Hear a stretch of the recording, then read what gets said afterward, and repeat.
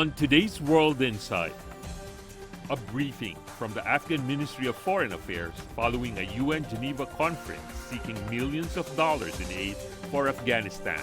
Also, an exclusive conversation with the former Afghan ambassador to Britain, Ahmad Wali Massoud. The best way to do that one is to go to some sort of international channel or international kind of agency. A test for Korean Peninsula diplomacy after the DPRK's weekend missile launch. What will it take to get denuclearization talks with the U.S. going again? And the COVID Delta variant falling through the cracks in Fujian Province with dozens infected.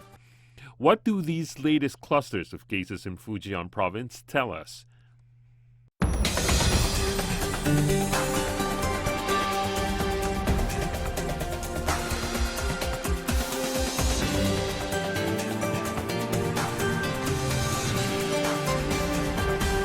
Here is our host, Tian Wei. Hello and welcome to World Insight, coming to you live from Beijing. I'm Tian Wei.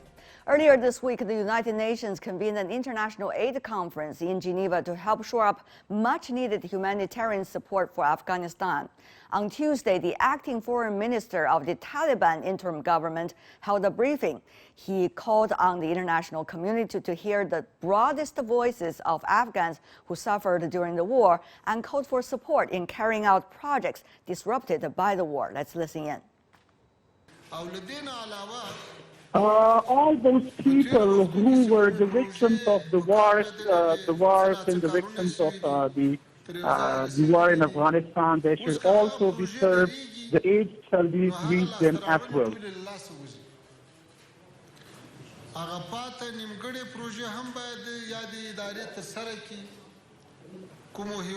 The remaining projects shall also be completed. All those works who have began here and they live in the middle, they are yet not finished. The donors shall finish all those works. That's the acting foreign minister of the Taliban's interim government in Afghanistan. Although the Taliban says Panjshir Valley is now under their control, the Afghan resistance movement recently released a photo of Ahmad Massoud from Panjshir Valley. He called on the Western countries to support anti-Taliban forces in an audio message. Later, I got a chance to talk exclusively with Ahmad Wali Massoud, the brother of the late elder Panjshir resistance leader Ahmad Shah Massoud. Wali Massoud served as the former Afghan ambassador to the United Kingdom. And here is what he said. Tell me more about the latest situation. There are various reports suggesting different realities on the ground. What is going on from your perspective in the Panjshir Valley? At this moment, the resistance, as I mentioned in different interviews, that the Taliban have taken the road. Panjshir Valley terrain is a big terrain. It's a very mountainous area, so the road is a very narrow road. The Taliban have been able to take the road with tanks and armaments. But the rest of the Panjshir Valley, there are side valleys, there are different terrains, all of them they are under the control of the resistance. So at this moment, there is no kind of intensive fighting, except there are some skirmishes here and there like that. There were the commanders were the part of the resistance, they raised their voice that they are there, and they will continue the resistance until the freedom of Afghanistan. What about your nephew and son-in-law, Ahmad Massoud? Yes, he is there and he is safe at the moment he is there.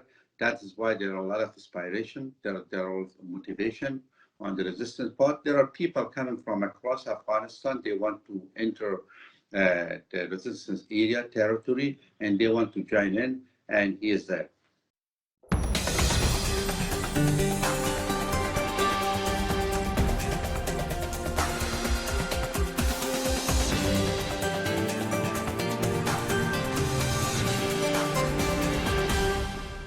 The DPRK successfully tested a new long-range cruise missile over the weekend as the country celebrates 73rd founding anniversary on September the 9th. Pyongyang said on Monday the long-range cruise missile was a strategic weapon of great significance, while nuclear disarmament talks with the U.S. are in limbo. Meanwhile, China on Monday called for restraint and encouraged all parties to meet each other halfway and seek solutions through a dialogue. Officials from the US, South Korea, and Japan hold a meeting on the issue of DPRK in Tokyo. So, what drove the DPRK into carrying out more weapon tests right now? And are we looking at an increasingly powerful military buildup on the Korean Peninsula from different sides? Let's loop in our panelists.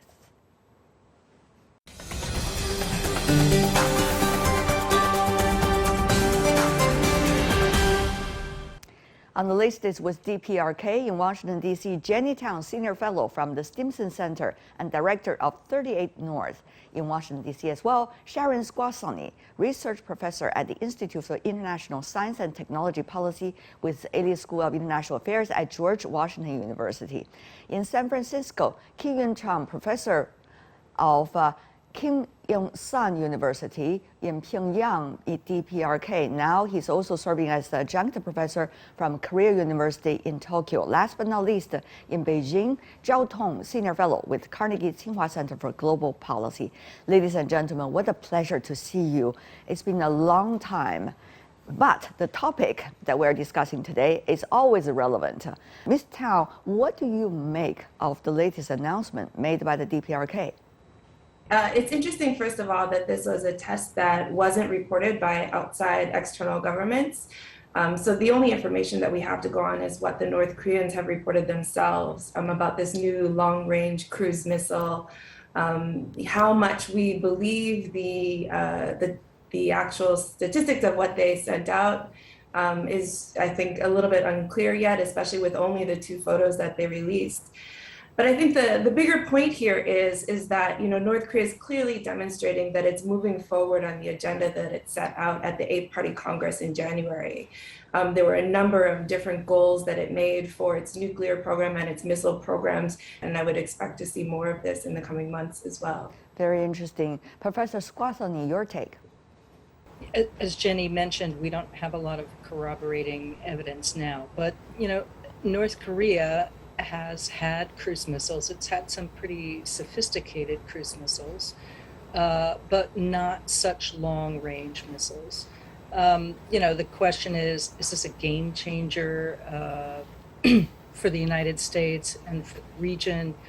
It certainly brings into question the efficacy of some of the theater missile defenses, because they don't really work against cruise missiles, but we also don't know whether the North Koreans have a nuclear warhead for that cruise missile. So the timing, of course, is the fascinating thing, just as our envoy is over in Asia for trilats.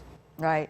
And also it is when the IAEA visiting Iran and trying to reach some kinds of agreement about the future. Mr. Zhao, what is your take? Timing is very interesting. The U.S. is clearly preoccupied with many other crises in the world. The Iran crisis is just one of those examples. I think we need to understand the recent North Korean cruise missile test in its context, which is North Korea basically declared its intention to develop this capability as part of its 5-year plan for national defense. And they are just carrying out the necessary tests. They have conducted many static engine tests before this flight test. They have made preparations for a long time. And they did it in a way that is relatively low profile. The cruise missile, by the way, is not prohibited explicitly by UN Security Council resolutions. So, which means North Korea did not directly violate any international law for doing so. And Kim Jong-un was absent from the testing site. And the test was reported not on the front page of North Korean official newspapers, but I think second page or something like that. So there is a clear effort to downplay the geopolitical implication of it. So we should see it as part of North Korea's long-term program. to incrementally increase and enhance its strategic deterrent capabilities, which means also Korea is also trying to keep the door to diplomacy open.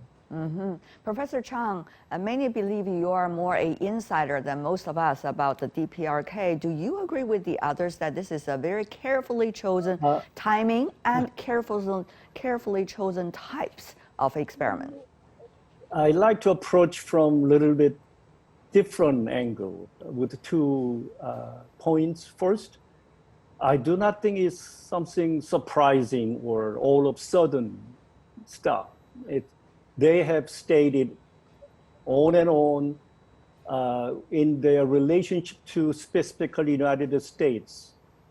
As we know, US is not a single ordinary country. It is the global power. And versus this tiny little isolated, divided the country, what else they can do to defend themselves from ongoing, not only a country, but also led by United States of global, including UN sanctions, ongoing sanctions. So it is I believe that as Mr. Zhao just reminded us that they downplayed what they have done yesterday. I think it still is a sort of a message to United States or anybody outside that they are ready to engage in dialogue. And for the sake of the peace, and not only in the Korean Peninsula, but also the whole the Northeast Asian or Eurasian continent context. Interesting. So it's a more peaceful language rather than provocative approach. Having said that, though, the things have changed dramatically, let's just say from a year ago, geopolitically speaking, pandemic and the priorities, Afghanistan, for example. And how do you see, from Washington's perspective, Professor Squassoni, that where the DPRK is and where is the nuclear issue with the DPRK? That's a great question. Clearly, President Biden has a lot on his plate.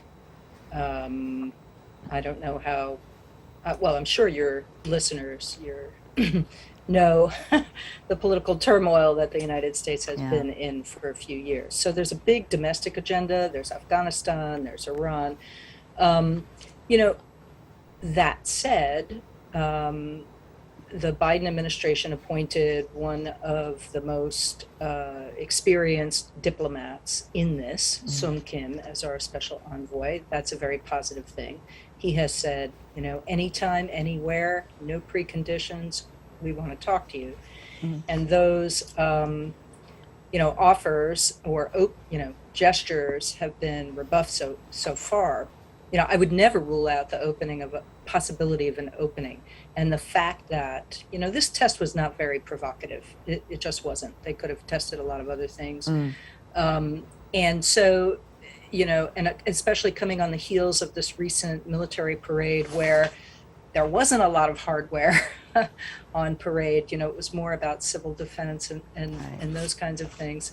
I think that, the U.S. should follow up. The problem is, it's hard when you're not able to talk directly. So we need to open those channels. Well, negotiations are about that, isn't it? The reason why people want to come into negotiations, there's always give and take. So, Ms. Tang, do we know what is on the table? No, we don't know what's on the table. And I think, Professor Zhao makes a good point. I think there's a need now and an expectation that if we get back to negotiations, the North Koreans need to walk away with something. After the failure of Hanoi, it's not okay to go to negotiations now and come back empty-handed, especially when there's so much political turmoil going on domestically inside North Korea as well. It's not a failure that they're going to want to shoulder at this time. I do question, though, whether this test was signaling to the US or more of keeping it low key for the sake of not wanting more sanctions at this point in time as well. I think, if you're looking at signaling to the US, I think the signal is really that, that they had set goals at the beginning, that they're moving forward with them. They're not waiting around for the US to see what the US will come up with. And if the US wants to change that calculus, it's going to have to put something concrete on the table. Because I think otherwise there's really no appetite to come back at this point in time until there is an expectation that something can be gained in the short term. And instead that they're going to continue to move forward. Professor Chung, Ms. Tao mentioned about the internal complexity inside the DPRK. Now, from your perspective, how much is there when it comes to the attitude toward the United States? How much do you see the division, even though there's a supreme leader that has a final say in DPRK? So again, 2 points from somewhat not mainstream background point of view. First, internal, many say from outside that there are still divisions within the DPRK, political or military, the structure. That has not been proven to be true, that sort of understanding of the DPRK. In fact, if DPRK has not been in, I would say, a amazing unity among themselves, they might have already gone from the face of the earth. Within that isolated, and I mean, literally isolated from whole world. And so that means they are ever more, in my reading, in my inside reading, they are ever more united around the national leadership. Why do we not look at the whole US-Korea situation, not from the typical point of view we've been talking about whole 70-some years, but from a different angle, such as who is here, who is the real power, who is the, I would say, aggressor, or who can make change in this stalemate for over 70 years without dropping, as they say, publicly, repeatedly say, unless US drops the anti-DPRK policy, they will not engage in any further talks. We saw the US administrations out of various reasons, internal and foreign policy-wise, practiced the strategic patience during the Obama administration, which President Biden also served in, and which almost means that there's not much interaction at all, and DPRK is not on priority. And as Ms. Tao mentioned, that means that DPRK is going to further develop its capabilities until the Washington feel, oh, there's a DPRK issue there. Mr. Zhao, are we seeing a repetition of somewhat similar logic, what's going on now, compared to the Obama administration? Well, I'm afraid that we may end up as a de facto strategic patience policy, given its the lack of clarity on both sides, both DPRK and the United States, about their preconditions for talking and possible expectations about each other.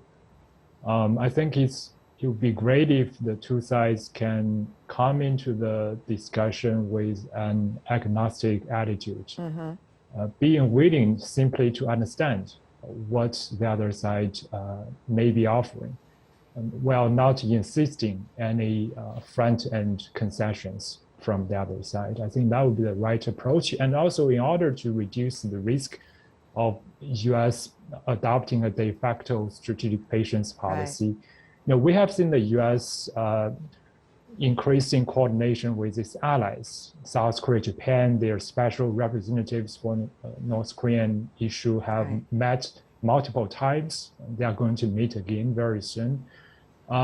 We need US, I think, to open up its mind to also increase coordination with Chinese and Russian officials.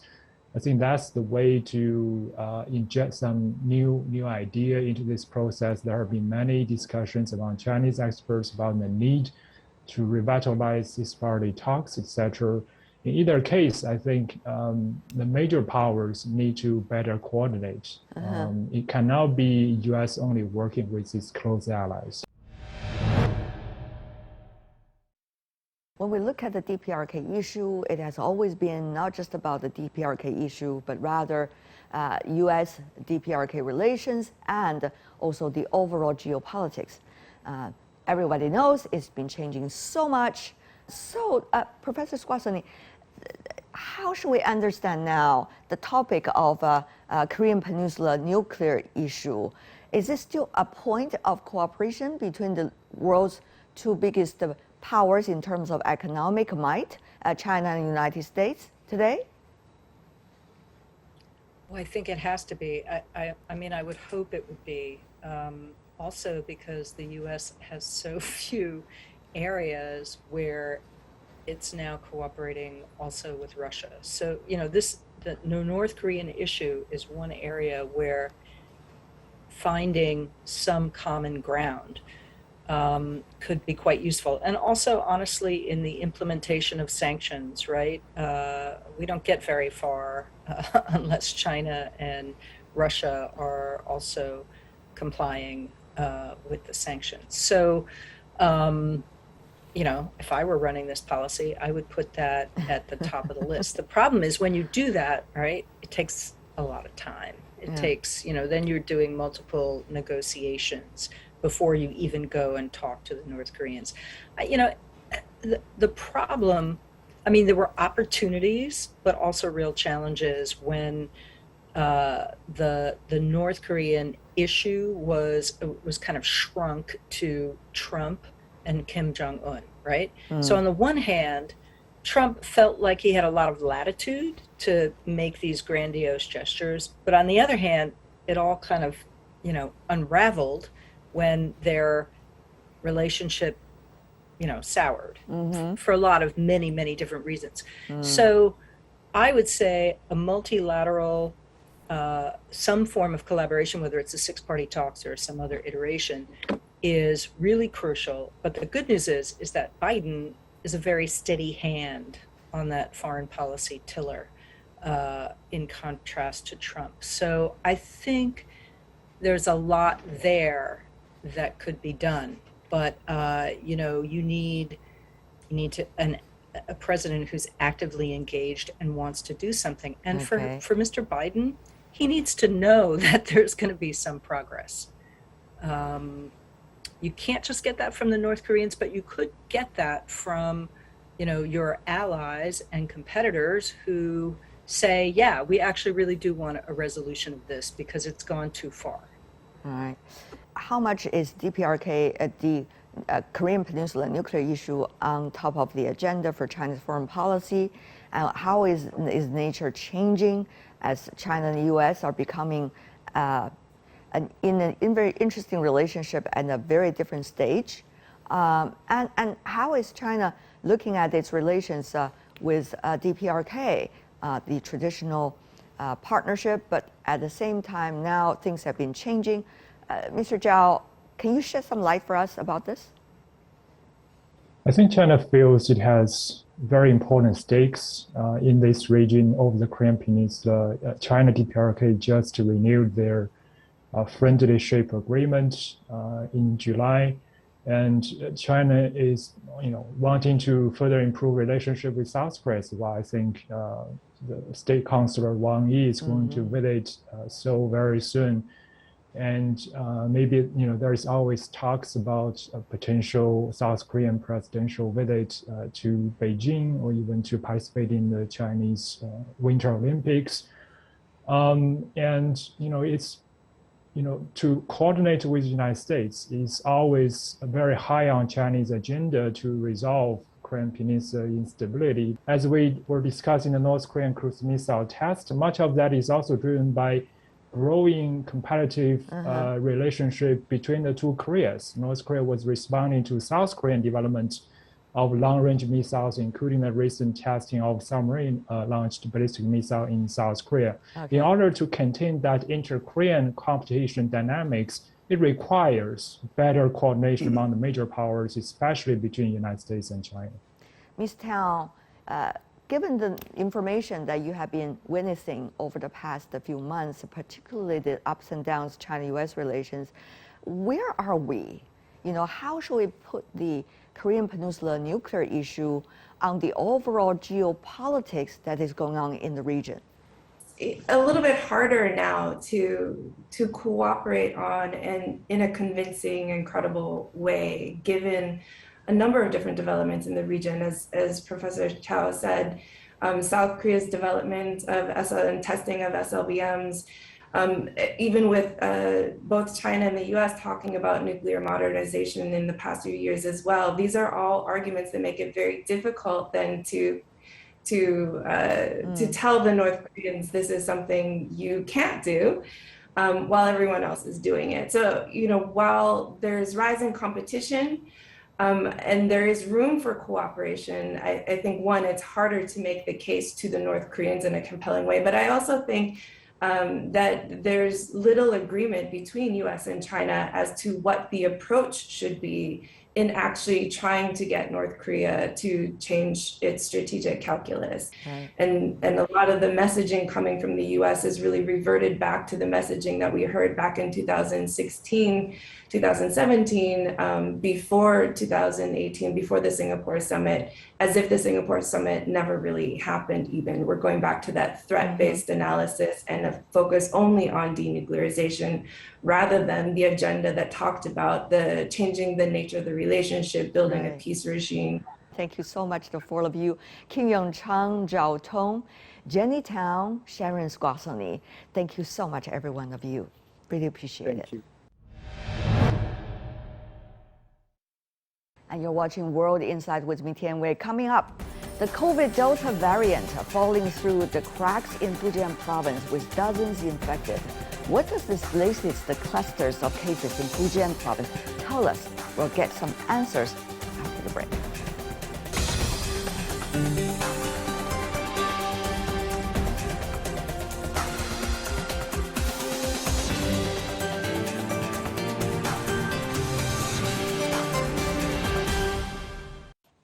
Welcome back. This is World Insight. I'm Tian Wei. The Chinese mainland lost no time in dealing with a COVID Delta variant outbreak in southeastern province of Fujian. Mass testing in Putian yielded increasing cases in the past few days. Authorities said the source may have been a person who recently returned to Fujian from Southeast Asia. In-person classes in all kindergartens, primary schools, and secondary schools and tutoring institutions have all been suspended there. The central government has dispatched a working group to guide the local prevention and control work. With the Mid-Autumn Festival and October National Day holiday just around the corner, new cases add pressure to pandemic control in China. What does the latest outbreak teach us? There are many questions to be answered. Let's bring in our panelists.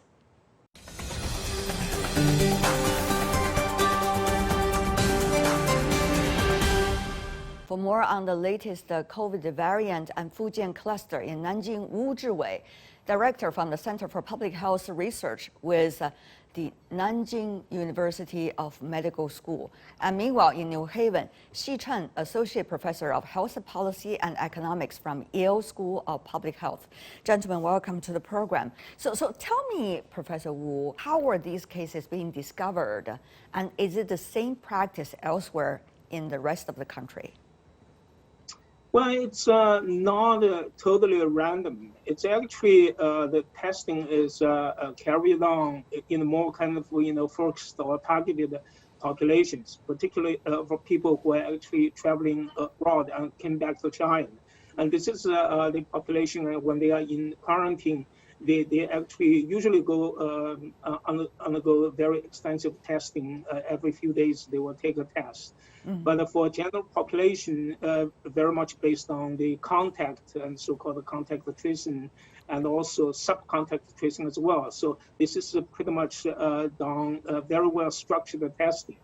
So in the large population, what we have done is that we pooled 10 people the sample from 10 people and then do a test. If one positive sample is identified, then basically we will go to the individual and to take further tests. Mm-hmm. So this is pretty much we have been doing all over the country so far.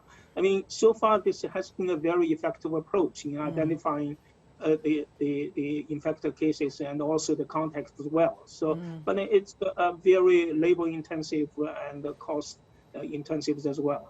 Professor Chen Shi, being someone closely watching the latest situations in China, what do you make of what's going on right now? I think at least the three conditions has to be met in order to be approaching this virus as a common flu. The first is most important is high vaccination rate.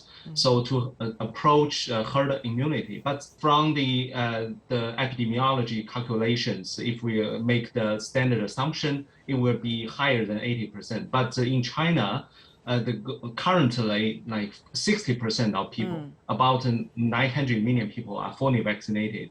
By the end of this year, China would achieve 80%. But if with the Delta variant, this 80% may not be high enough to achieve the herd immunity. Do we know Probably what percent? Will be 90%. Okay. I think the second and third condition also need to be met.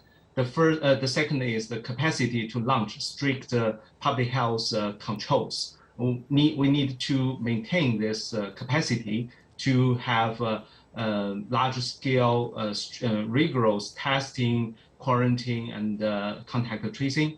And also the third condition have to be met is the capacity for the therapeutic treatment, which means that health sector has to be prepared. We cannot crush the healthcare system because there are so many other diseases need to be treated. I fully agree with Professor Chen's point.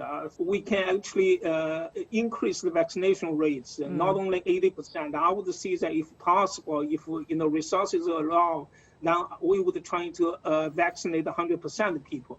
Yeah. The other thing is that, as Professor Chen mentioned, that we need to have a therapeutic approach. If we will reach that kind of status, then we would be turning this COVID-19 into just a regular flu. Right.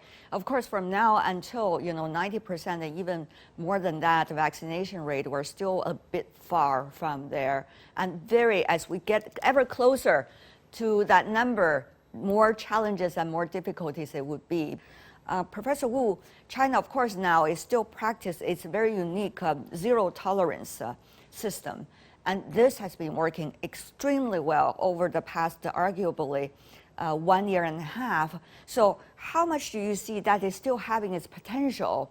At the same time, how much do you see the challenges that it might face in the near future?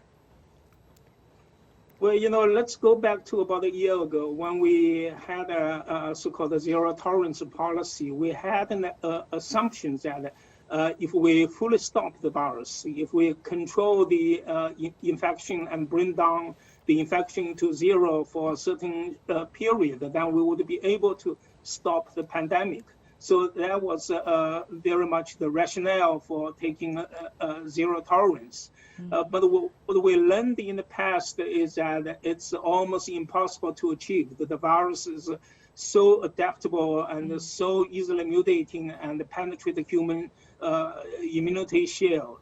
That's the real problem we are facing. And we can see from Nanjing's cases, from Fujian's cases, which actually tells us that maybe we will never be able to control the virus completely. So the virus would become something like a common flu. So this is something we have to bear in mind. The current policy basically suffers a tremendous burden in terms of cost, in terms of disruption to the social life, and also the disruption of the interaction, the entire social fabric.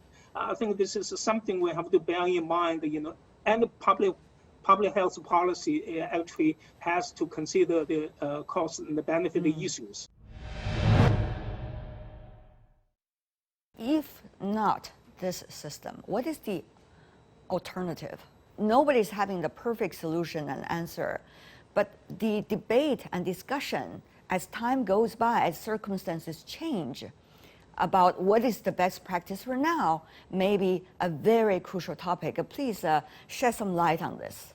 We have to expedite the vaccination rates and quickly reach a very high level of vaccination rates, such as 90 or even 100%. And then we should expedite the drug development, such as therapeutic antibodies and the chemical drugs, like just were used for common flu.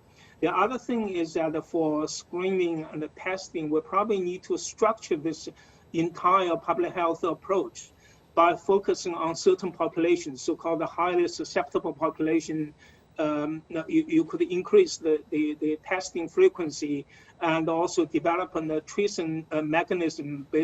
Then once a positive case is identified, we can quickly actually identify those close contacts and then basically develop a certain quarantine or observatory system to minimize the disruption to the entire society. I think the current approach, once we identify a couple of cases and we shut down the whole system and stop all the public activities, it's just not viable in the long term. It's too much disruption to the economic and the social activities. Although we have all such kind of worrisome news, but there's encouraging news. If you look at the data over the last 1.5 years and more than that, the case fatality rate has been declining, especially after the vaccination campaign worldwide.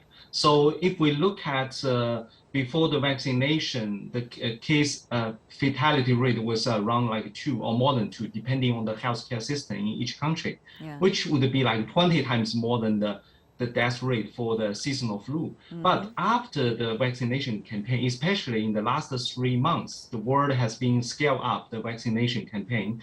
The case fatality rate has been reducing to like 0.2, 0.3, in some countries 1 point something, but it's dramatically reducing. So this is encouraging. So that means with more and more people are getting vaccinated, we are more and more approaching treating this as a seasonal flu. I think for China, they are, unlike many other countries, are fighting two fronts, the domestic transmissions and the imported transmissions. China's threat is more from the imported ones. So it's more important to target those more important locations like the transportation hub and the schools and the service sector, and especially linked to the imported cases. And there are some tools at our disposal. For example, we're talking about the testing, the PCR test, but besides that, some other countries have some good lessons to share with China. For example, the antigen test, which is a little bit cheaper and can get the results very soon. Unlike the PCR test, it can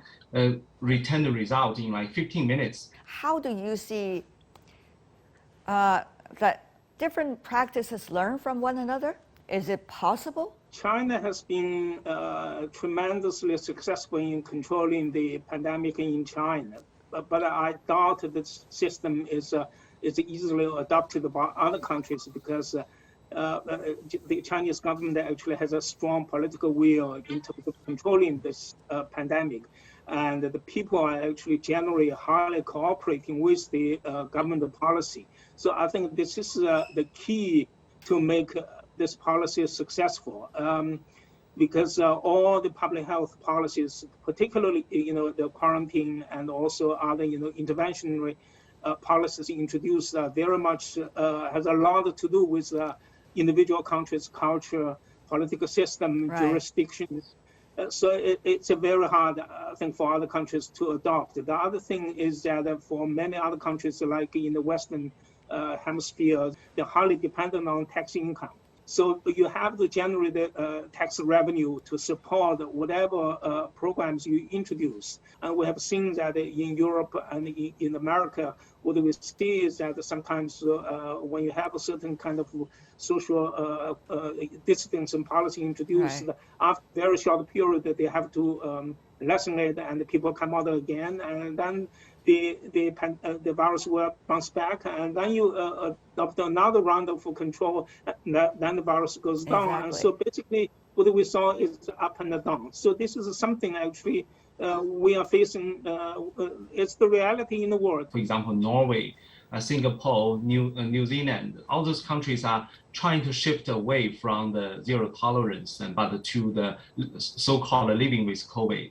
So those are countries at different stage of the virus surge and different stage of like healthcare preparation, their public health system, and also the vaccination rate. And some countries are doing better than the others. China could learn from them. And at the same time, China should be like having a short-term goal and a long-term objective. The short term is trying to achieve as better as possible the preparation at the vaccination campaign, public health sector and healthcare sector. And at the same time, have a blueprint about the long-term strategy against this COVID. China will watch and say how other countries deal with and at what point and with what kind of preparations, the facilities, capacities, the country can achieve some successful so-called living with the COVID and without going back to the lockdown, without going back to a large number of casualties and infections at the basis. So far, I think we have not provided any specific solution, but have been shedding quite some light on the best practices and possible solutions we could at least search for. Thank you so much, Professor Wu and Professor Chen, for helping us with your expertise. Really appreciate it. And that's all the time we have for today. If you'd like to see more Search World Insight, check out our YouTube channel, follow us on Twitter and Facebook. I'm Tian Wei on behalf of the team. Thanks for watching. Bye for now.